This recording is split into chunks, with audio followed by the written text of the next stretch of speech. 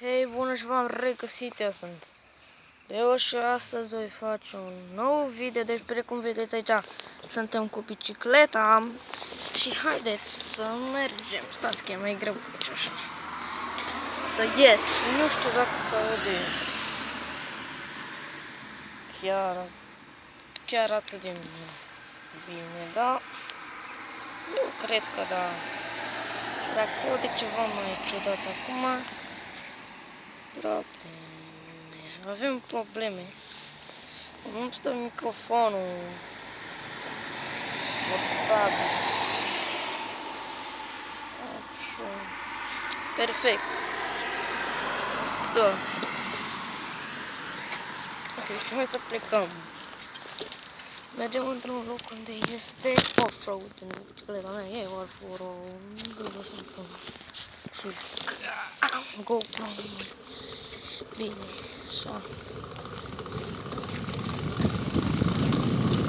Maleu.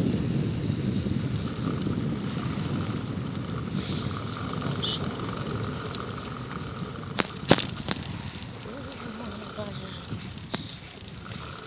Ok. Bine.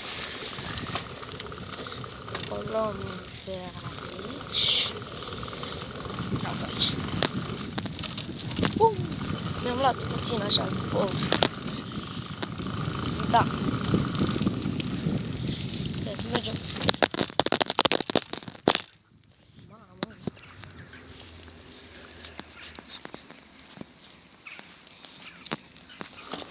Așa.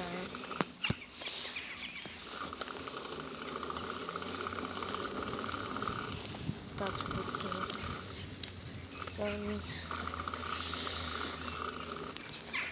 așteptați puțin să-mi dau.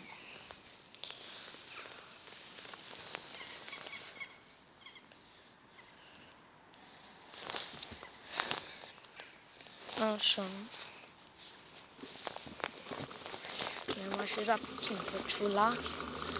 Mi-am mai așez în aer. Nu în aer, în timp. Că merg pe români. Așa. Oh my god.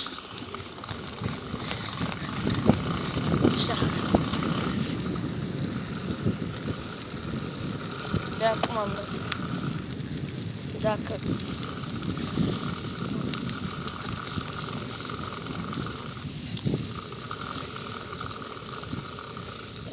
merg. Nu prea vedeți voi. Merg off-road. O să merg.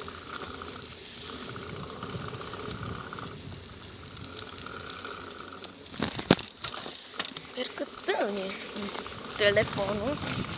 Da, am telefon.